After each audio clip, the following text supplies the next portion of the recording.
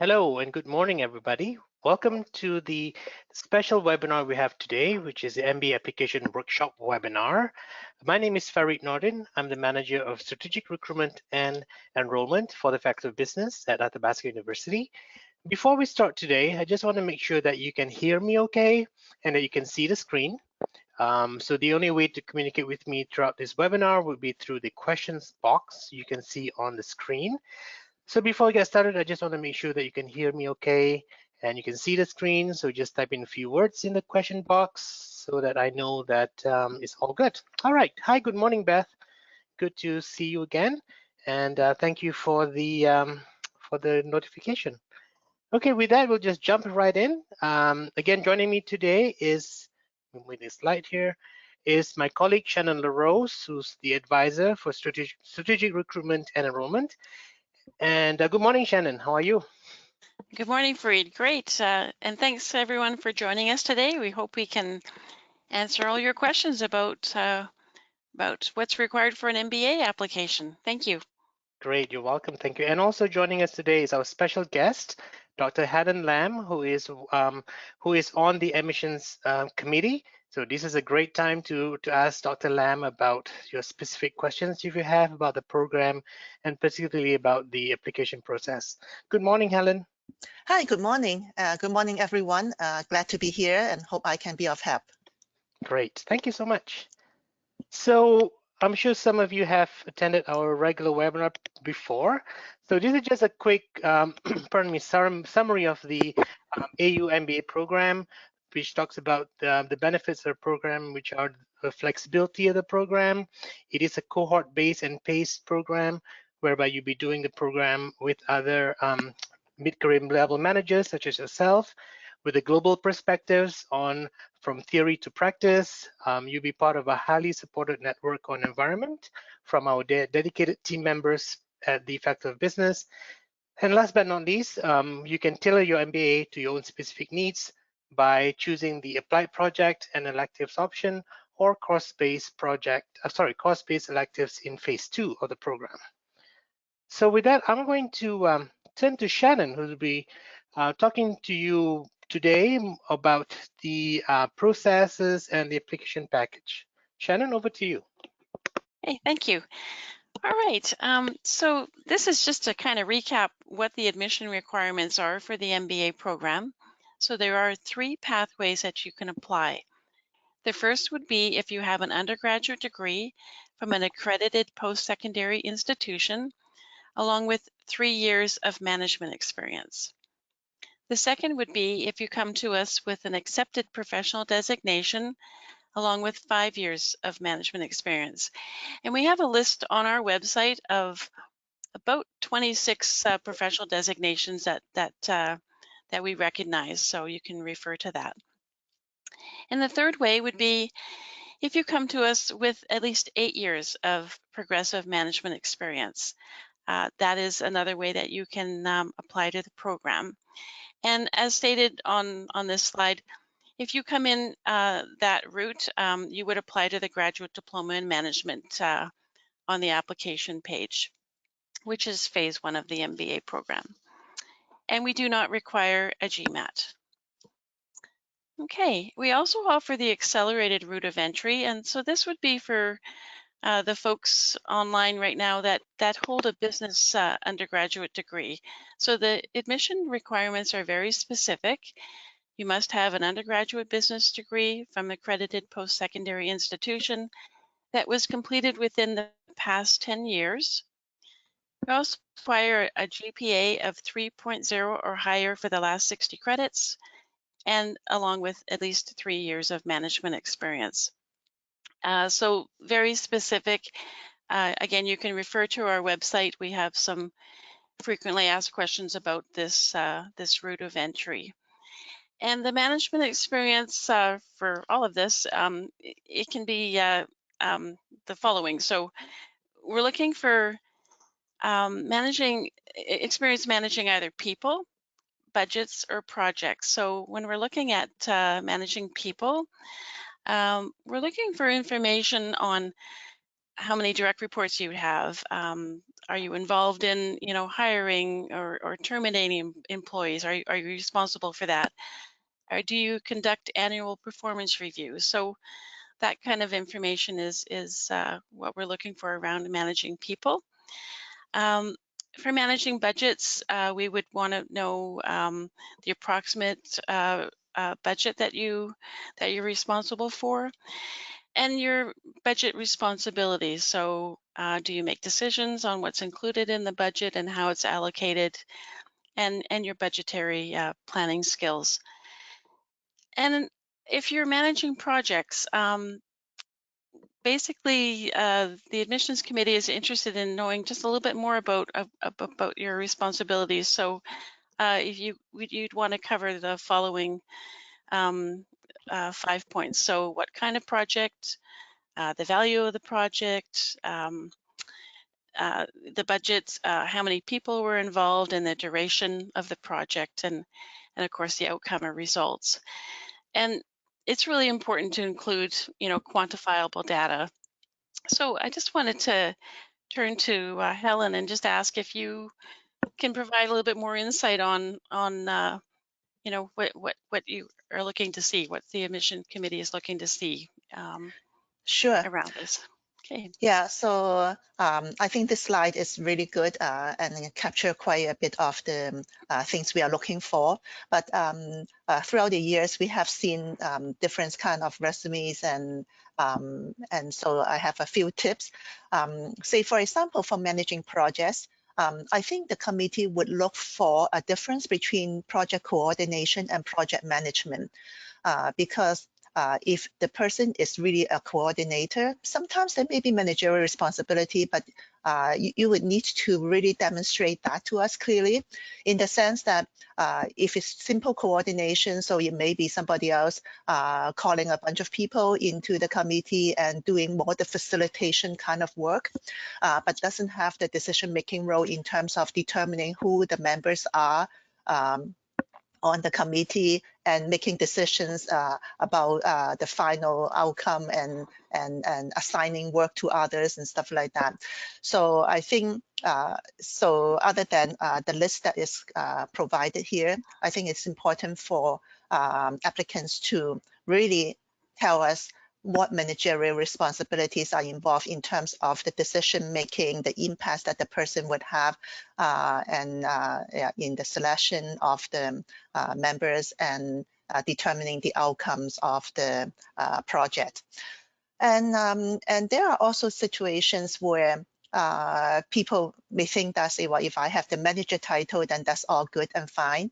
And I just want to emphasize that the committee looks a lot beyond just the job title. There are some job titles that doesn't really carry a very high sounding name, but the reality is that it's a very big company and the responsibility involves are pretty high. Whereas on the other hand, for some small organizations, it's probably quite easy to get a very high sounding name, but we do look into the details of the responsibilities. And I'll just give an example. There may be some people in a 3-people office, and then you carry the name of office manager, and in reality it's only maybe supervising a receptionist, a part-time receptionist, and responsible for ordering inventories like stationery.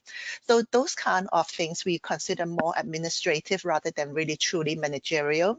And so if you emphasize on the managerial parts that you're responsible for, that will go a long way. And there are also a difference between supervisory and managerial. And say, for example, a supervisor sometimes may be just responsible for scheduling and things like that. But a true manager would, like was shown on the slide, will have the hiring and terminating employee kind of decisions, may be able to determine the pay. And so the level of responsibility is higher. But of course, say, well, supervisory responsibilities should also be clearly indicated, and especially with a career progression. Sometimes at the earlier years, the person may have more of the supervisory responsibility and junior levels of management, but then it progressed upwards, then it's a clear indication of the progression, and it's good. But I would also like to mention that for certain applicants, especially for people who just came to Canada in recent years, there are times when we could see an interruption of the career path. And so not to worry about it. Say what in your essay, you could mention something about those specific situations. Overall, we just need to look at the total number of years of management experience. If it has been in the past, and after coming to Canada, you are taking on a slightly lower position, and that might be fine as long as the previous managerial responsibilities covers the necessary number of years. And one of the other things that I would like to mention is there are people who have very, very senior level of responsibilities, but they do not necessarily manage people, budget, or projects. For example, a senior advisory role in the government department, a really big organization or so, they might be doing policy and strategic decisions, kind of things that has really, really huge reach and impact. And so for those kind of situations, I think depending on the extent of the responsibility and what is involved, it could be regarded as managerial too. So I don't want people to think that just because they don't manage people, budget, and project, it's definitely a no-no. It's not necessarily so. Yeah, so those are the few things that I kind of would like to add on to what the slide has shown. Thanks. Oh, that's great, Helen. Thank you so much. And I think, as you mentioned, just being able to demonstrate your decision-making authority is really important. So thank you very much for all of that. All right. So the next slide is coming up. Okay, so the application package. So this is what's required in an application package: a comprehensive resume highlighting your management experience and skills. We also require a 1,000-word essay. There's also 3 letters of reference, official transcripts or letter of good standing, and of course the online application form and fees. So we're going to talk about each of these components right now. So, all right, so the comprehensive resume. So the resume is kind of the core of your application, if you will. It's not like a standard job resume. It's quite different. We can accept a resume between 2 to 4 pages, and it has to be really clear of your management experience and responsibilities. So there's just as we kind of walk through this, there's just a couple of things that sometimes people forget to put in, and they're really important. So one of the things is the position duration. So it's really important to include your start month and year and end month and year. This helps the admissions committee calculate your years of experience. So that's really important to make sure you add that. And of course, the location, the company name, and the industry sector. And yeah, the other important one is indicating if you work full-time or part-time. Again, that helps them calculate your years. And if it is part-time, you need to indicate the average hours worked per week as well. So this is just like a recommended format to follow. This is on our website as well. Again, you want to talk about your duties and responsibilities around those 3 areas: people, projects, or budgets.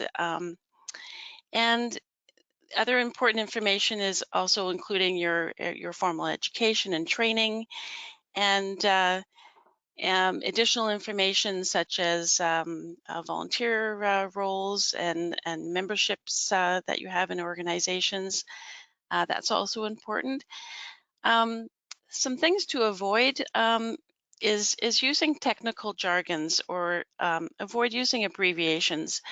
Not all committee members are familiar with all industries or companies. So it's important to try not to use those. I just want to kind of turn to Helen again and just ask if you would add anything to this slide as far as information. Yeah, sure. I think one of the things that is most important is that if you have overlapping employment periods, say for example, you have two positions at the same time, or that you are a full-time student and then you also have your work experience, then it is even more important to put down full-time, part-time, and the hours involved. And there are situations where a person can assume two roles in the same organization. For example, they could be involved in finance and HR, but maybe one at a higher level, one at a lower level, and so if you list those kind of different roles, it's important for us to know the hours or the percentage of time that is spent, so that we could calculate or estimate the managerial duration accordingly. So if it's not a full-time, then we logically would be doing some discounted things on a pro rata basis or something like that. And I also would like to emphasize that we look at we look at the entire package, and so but still the most fundamental thing is the number of years of managerial experience. I mean, the fundamental things that we require, the minimum requirements, we must have. We don't have any discretion on that. And then beyond that, if it's a borderline situation, then the other additional information that you provide, like volunteer responsibilities and other things, will probably come into play, especially in those kind of situations. Perfect. Great. Thank you very much. Yeah. All right. So the next slide is just a little bit more information that you also want to include when you're writing your resume. So if you have skills in the following areas: risk management, stakeholder management, team building, mentoring, cross-functional supervision, you really want to include that and expand on that in your resume as well. That's really important. And also include any significant accomplishments and your role in those. It's really, really important to include that. And again, quantifiable data. So just really important to provide examples where you can. So if you have increased revenues by a percentage, or decreased production time by a percentage, things like that, you really want to provide that. It just helps the admissions committee better understand your accomplishments. And I wanted to turn to Helen again and ask, do you feel folks should include like a summary or objectives or profile in their resume? Is that necessary, or? So far, I do not think that those are absolutely necessary, because we really are counting the number of years of management experience. So if at the top, then most people would say that I have all this kind of skills and competency, or I have a whole list of particular skills. I do not think that they would hurt. But I still think that we really would zoom into the details of the responsibilities under each position, and so so it's up to the members. But I may say, well, any additional information may be helpful, but I would not place too much emphasis on those. Yeah, and that's, I think, where it's different than a regular job resume kind of format. So yeah, you want to put that information inside your position, I think, right? Like more, yeah, you want to emphasize exactly what you have. Yeah, it's not for you to tell us what kind of skills that you have. It's more about demonstrating that you have that kind of skills in that responsibility that you have. Right. Yeah, but so it's more that, but I wouldn't say that it would be a problem if people include that blurb in the profile Okay. about the skills and experience. But as I say, Yeah. for me, I mostly just directly get into Get to the the meat of it. substance, Yeah. the meat of it. Yes, And I yes. know sometimes people are, they feel like they have to keep it to 2 pages, but we do remind people that, you've got room to provide that detail, so take Yeah, advantage of it. And we yeah. we don't have a page limit, but we don't want everybody else to throw in the kitchen sink as well. So No. tell us what is necessary, and we would read as many pages as needed if they are relevant material that describe your career. And people, some of them have 20 years or more of career experience, and so yeah, so it could be fairly long, and so it's fine. Yeah. Yeah. Okay, great. Thank you. All right. So the next slide is about the essay. So it is a 1,000-word essay, and there are 4 questions that we ask you to respond to. So I'm going to turn to Helen again. If you want to maybe just tell us what the committee is looking for when they're reading an essay. What kind of things are they looking for? Yeah, sure.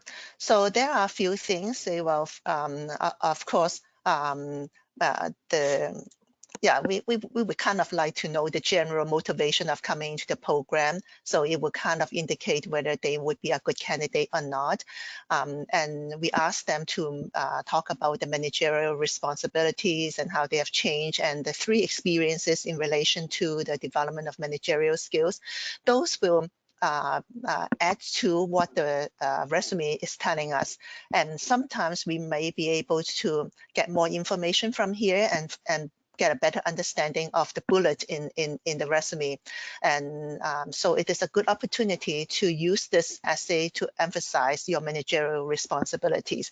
And especially for positions that are, like I say, maybe somewhat coordination, administration, and managerial, this is a really good opportunity for you to specify the level of and scope of your responsibility and the progression and stuff like that.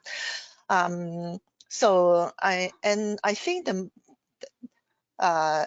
most important thing is to be truthful and honest about what you write in the package, and because if the committee look at the stuff and then find that there are discrepancies and stuff like that, sometimes we'll get back to clarify. But sometimes if there is a strong indication of something else that is not adding up, then it could have a negative inference. The other thing about the essay is that do write it carefully and proofread that. I personally am aware of situations where somebody else make a few grammatical structural errors already in one sentence at the beginning, and that could be a problem because after all, this is an English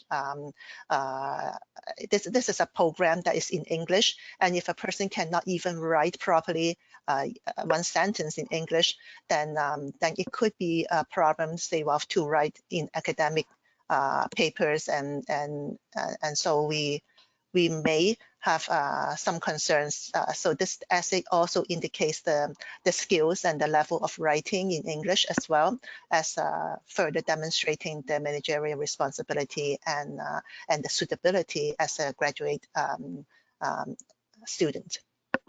Perfect. Yeah, we always like to say that the essay is just another way to showcase your management experience, and yeah, it's perfect. Thank you very much. Thanks.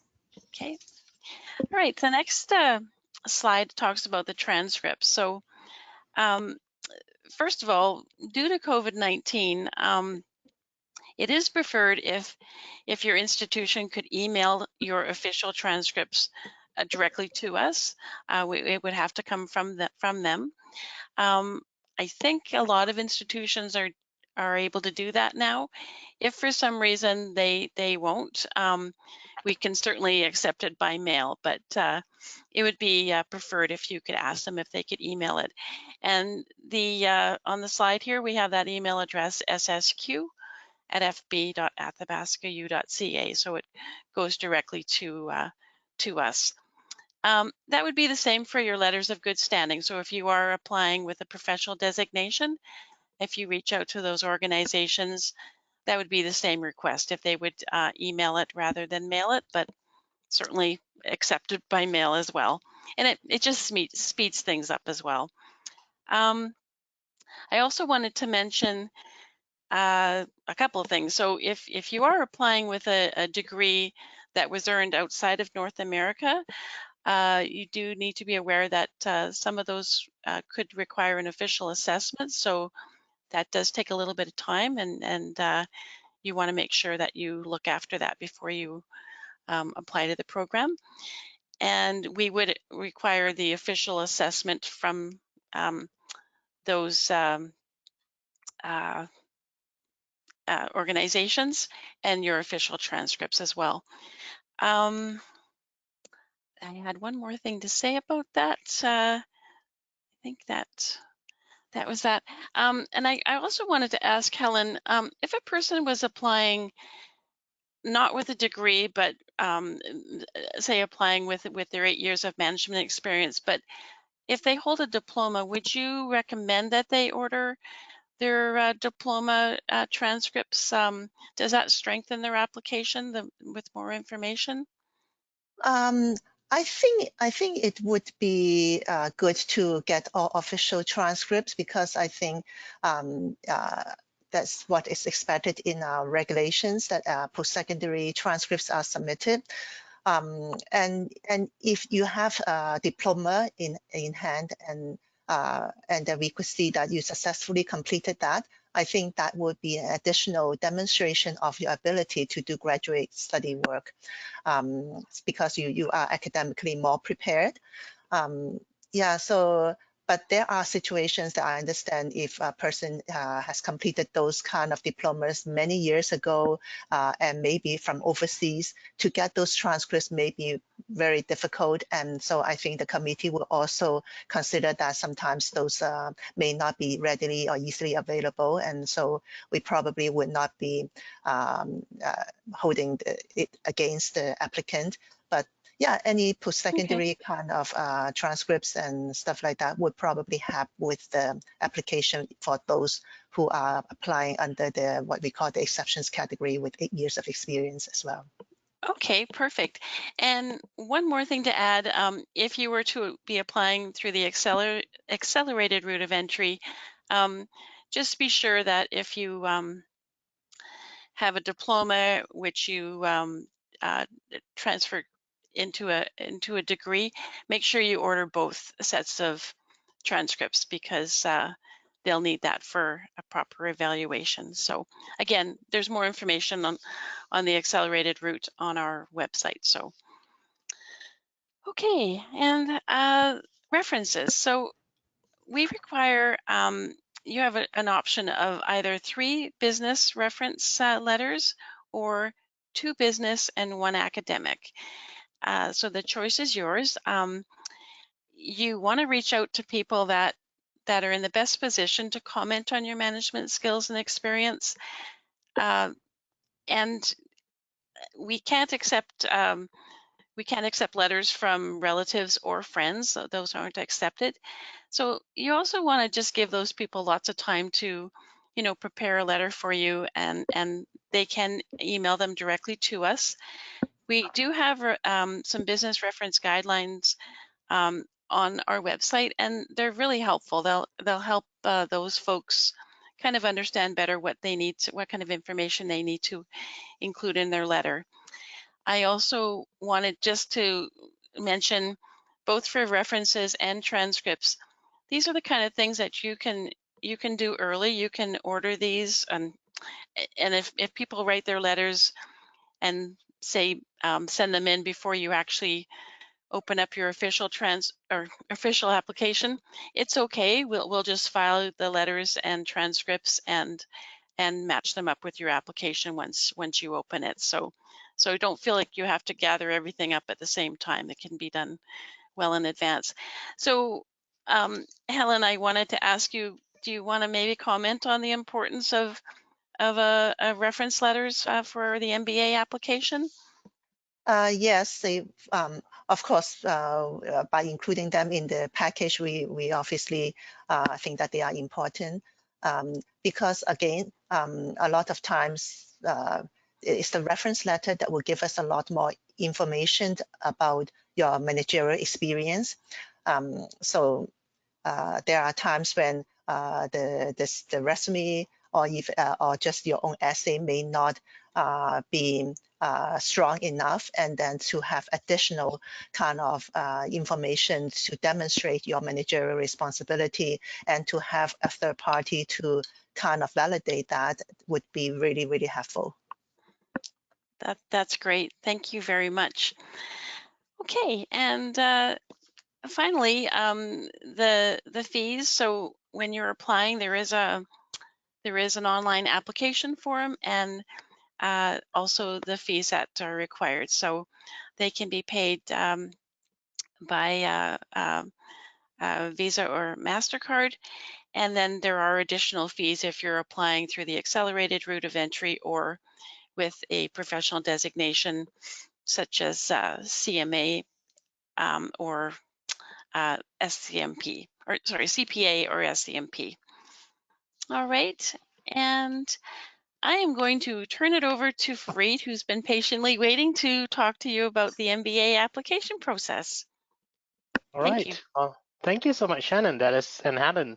Those are really great insights to hear, and I'm glad that you could share those insights with us today. So the next few slides, I'm just going to walk you through the process. So as Shannon mentioned, all these links you see on the presentation is clickable. You should go to the website, and also I've written on the chat here that you can download this presentation by going to the handout section. You can download this PDF as well. So I'm just going to just make sure that this works. Oh, there you go. So I just click on the link, and here is the more detailed information on the application process. Sorry. So you can see the package includes a resume, Shannon mentioned, references, and here's where you can download those academic reference guidelines or business reference guidelines. I'm just going to show you one, and you can, download and forward this to your referee. So at least they would have a sense of what information the committee is looking for.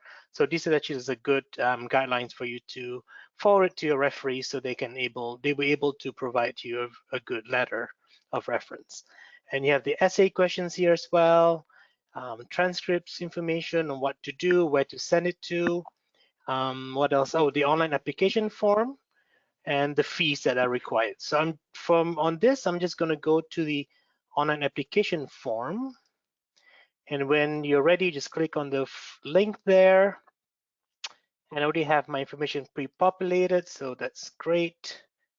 And so yeah, so you start off with information, email, phone, and here you can start your application. Some of you may have received emails from us about an incomplete application. So this is how we gather your information, because there's one way to kind of help you complete the application is for us to contact you with it. So I'm just going to go directly to the program information. So again, if you are applying based on your 8+ years of management experience without a degree, you would first be applying to the Graduate Diploma in Management, or GDM. And this is, then you can transfer to the MBA program upon completion, successfully completing phase 1 of the program. So you can select the application type in this drop down here. And you can also select the admission terms where you want to start. So right now, winter 2021, which is January 2021 start, is the first on the order here. And the application deadline for January 2021 start, or the winter session, is October 15th. So that's coming out really soon. And here again, a deeper explanation about the GDM applicants. So you can transfer to MBA if you are applying with a GDM or TN-GDM only. Again, you can just, most of the time, you just transfer to MBA. That's what students do. And then you just go through the application. If you're applying with a special partnership agreement, such as the CGA, CMA, CPA, SCMP, you'll just select one of these, and then you save and go next. So this is very self-explanatory. You can see all of the required information in here. So I'm just going to go back to the presentation. Let's see where we're at. So we talk about the website and how you can find more information. And then the application form, again, if you're applying with the GDM, is if you're applying solely on your 8 years of progressive management experience, you must select GDM as a program type. And what else is here? And yeah, we talked about the admission term and the actual meaning of those selection of the programs. Select MBA if you're applying with an undergraduate degree plus 3 years of management experience, or one of the accepted professional designations plus 5 years of management experience. GDM if you're applying solely on 8+ years of management experience. So yeah, so if you have any problems with the application, you get stuck, feel free to contact our IT help desk at hdq@fb.athabascau.ca. They'd be more than happy to reset your passwords or just to kind of help you with the application as well. They have the ability to look into your computer to make sure your settings are set correctly. And again, if you have changes or any changes to an application that you have already submitted, our dedicated graduate student services team are able to help you. So they are the ones who will be in touch with you once you've submitted your application. So once you pay the application fee, the whole process then moves to this graduate student services team, and you can contact them at ssq@fb.athabascau.ca. Okay. So as a reminder again, October 15th is the January 2021 winter cohort, so that's coming up really soon. And just to remind again, if you are not able to make it for the January cohort, we also have we offer 3 intakes a year. So January application deadline is October 15th, May start application deadline March 15th, and August start with June 15th deadline. So with that ends the presentation today. So we can now look at questions. So there's a lot of questions here I'm seeing. So we will take the first one, which is from Beth. Beth's question is about the essay. So this is a great question, Beth. For the essay, would you prefer it to be written in 4 sections, answering each question separately, or is it acceptable to blend the answers? Is there a preferred format? That's a good question, Beth. I'm going to go to the slide. So either Helen or Shannon, you want to respond to that question about the essay? Yeah, for the essay, we have seen both, and I don't think it matters too much. A lot of them, they have a heading, say kind of similar to the question format. And some of them, they just write an essay, but still clearly indicate all these 4 points. And so for me, I think the most important thing, or I think for the committee, is the information is there and is logically presented. Okay, good. Thank you. Hopefully that answered the question, Beth. Pardon me. The next question is also from Beth regarding references. I'm just going to go to the references section here. So Beth's question is 3 the maximum accepted for the MBA application, and how recent should the referee have worked with the applicant? So is 3 the maximum, and how recent should those referees be? So should I jump in? Yeah, sure. Go ahead, Shannon. Sorry. Yeah. Yeah. So yes, there are situations that we have seen more than 3 references, and that is fine too. So if 3 is if there are 3 really good references, that covers the quite a spectrum of your managerial responsibilities, that would be good. And I would say that, for example, if you are applying, say, or like under the professional designation category, and so we need 5 years, and during this 5 years you have been actually with 3 different employers, then I think the ideal thing is that we would get the references from all 3 of the employers, and so that we can validate that you have the necessary 5 years of management experience. There are situations that people just get references, they are all recent ones. They are and they started the job only a year or so ago, and then all the 3 references are talking about how good they are in this past 1 year.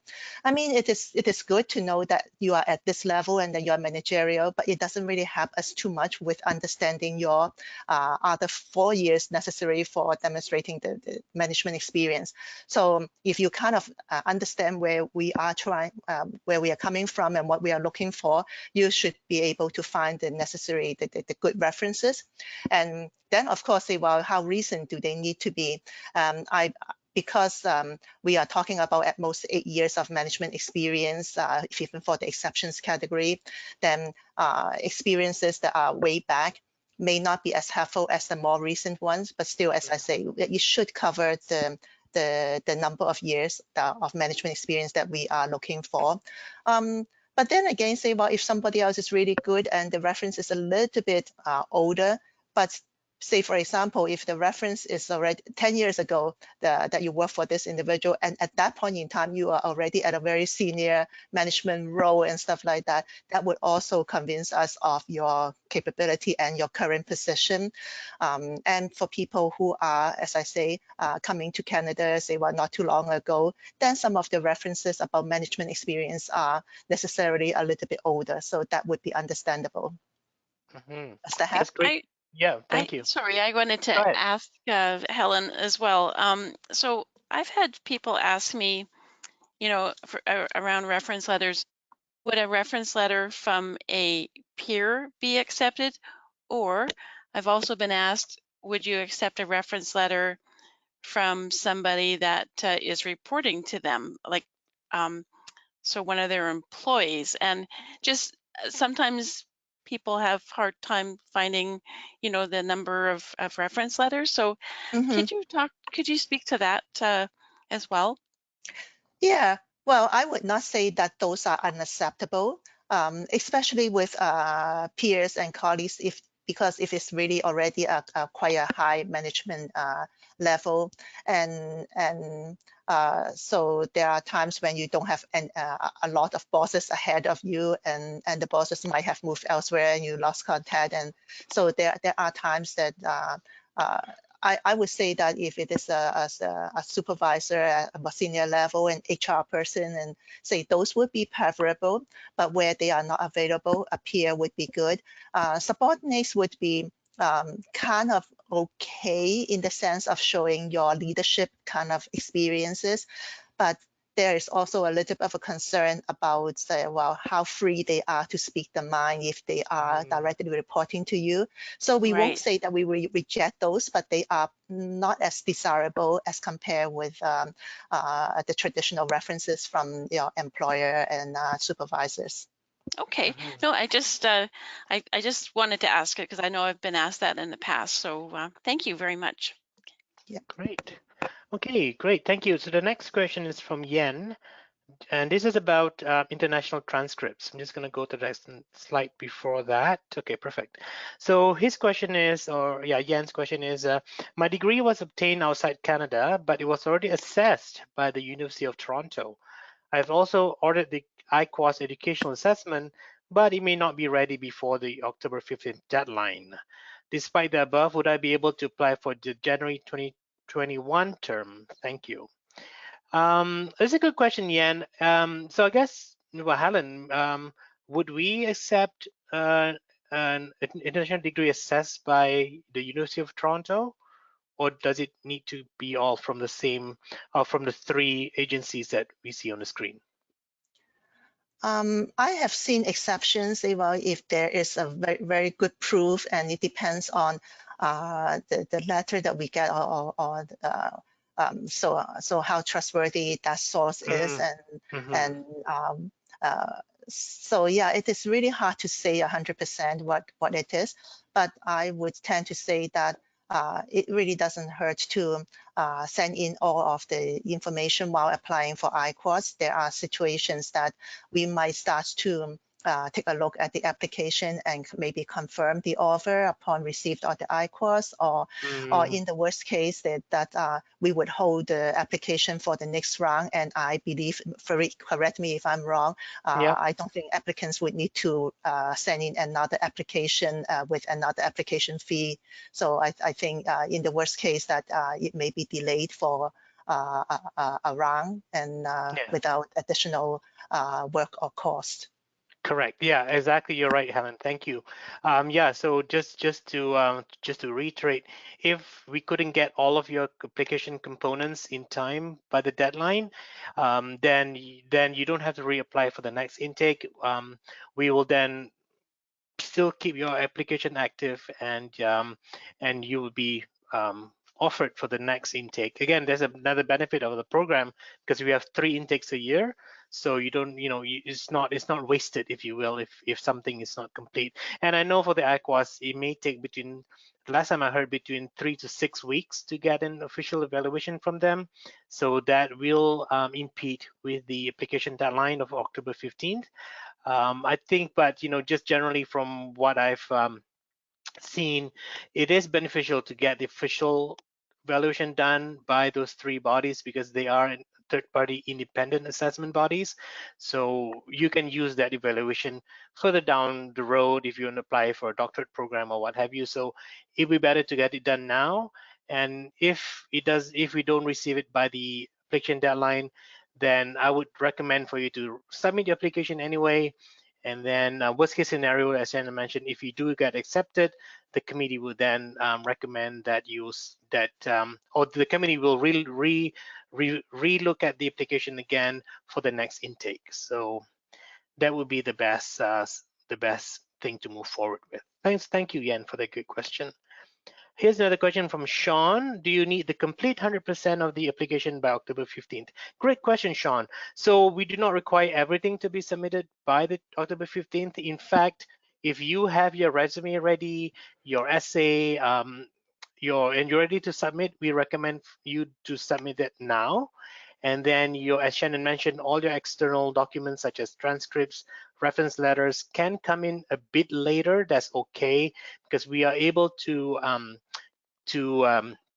connect your external documents to your application. So once you receive your complete application, then it goes to the committee for review. So if you can submit your resume now, an essay, or whatever you have in your control at this time, I would recommend you to submit it, because you never know, because the transcripts can come, or maybe it's already there. So that would just be beneficial to you, because as soon as we get your complete application, it goes for review. Therefore, you won't have to wait too long to know the decision. So if you have it ready, I would just submit it now. And once we have your external documents, we will collate, and everything will be sent to the admissions committee. Okay, here's from Tammy.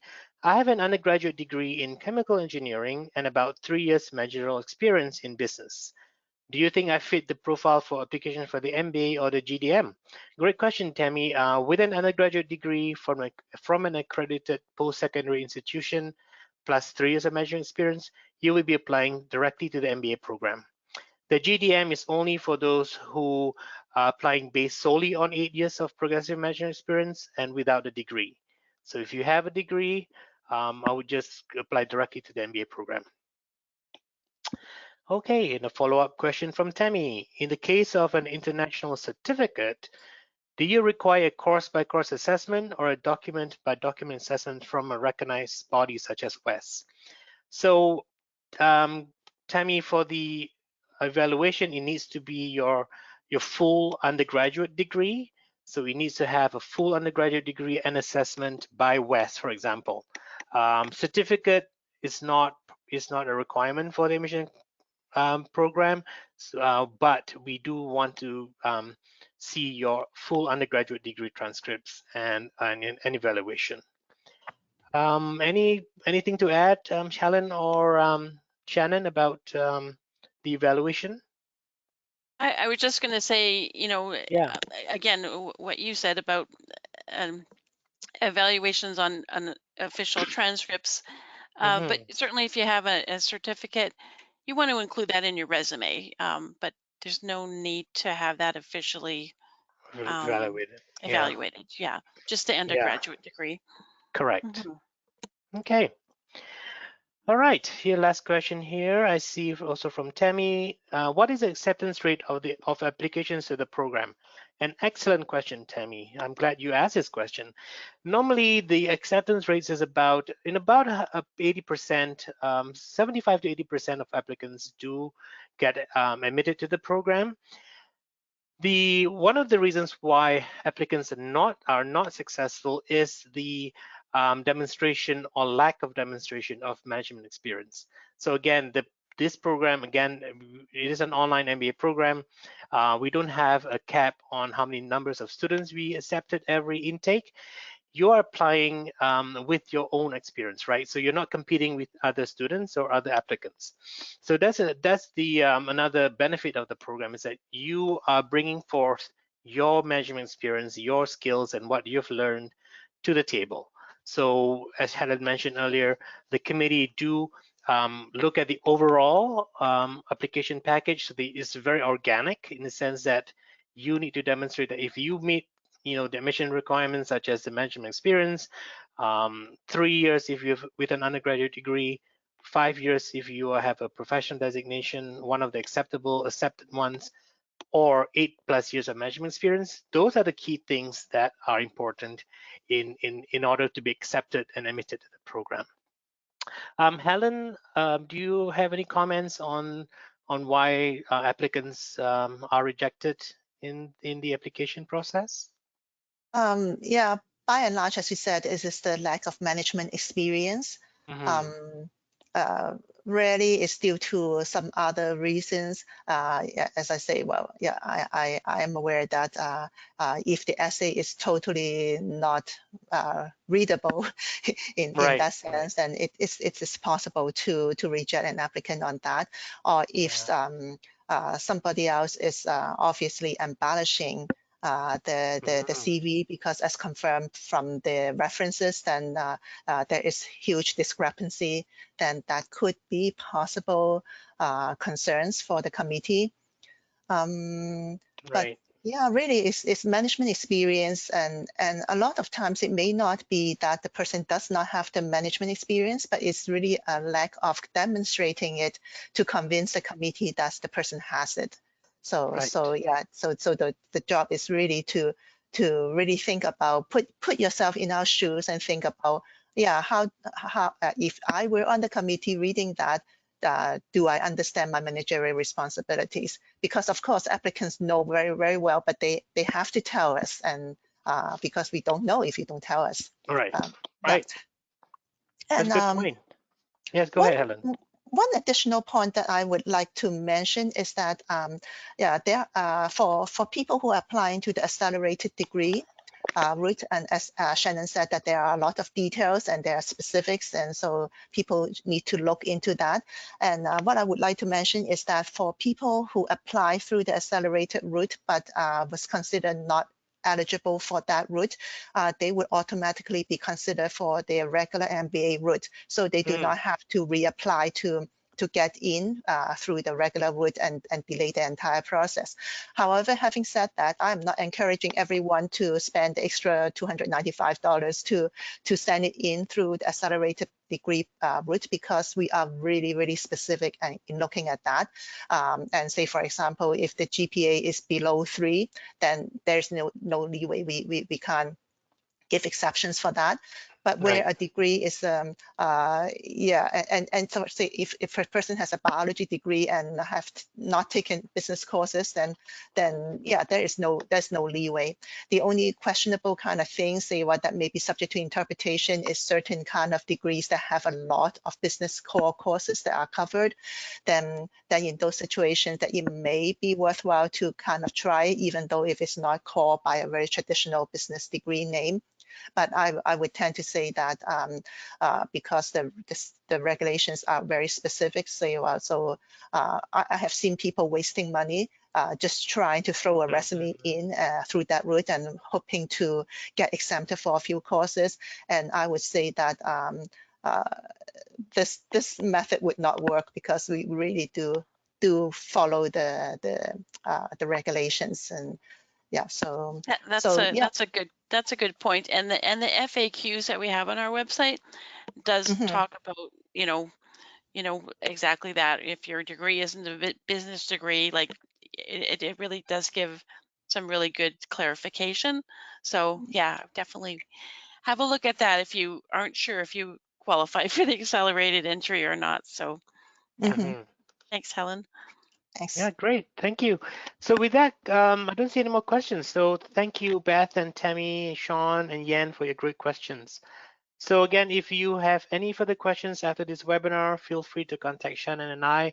We'll be more than happy to help you out. You will also be receiving a copy of this presentation later on in the day in your email. So look for that as well.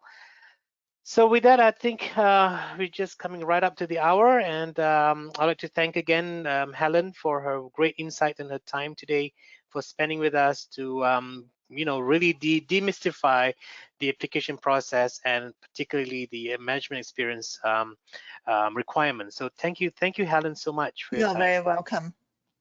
Great. And also Shannon, thank you so much for your great explanation on the process and what is required and the details that the committee looks for. So Shannon, thank you so much. Great, thank you. And thanks everybody for joining us. And again, reach out to us if you think of any other questions after the webinar today. Thank you. Wonderful. Thank you, and good luck, everyone. Thank you. And have a great day, everyone. Hope to hear Okay. from you soon. Okay, bye-bye. Bye-bye. Bye.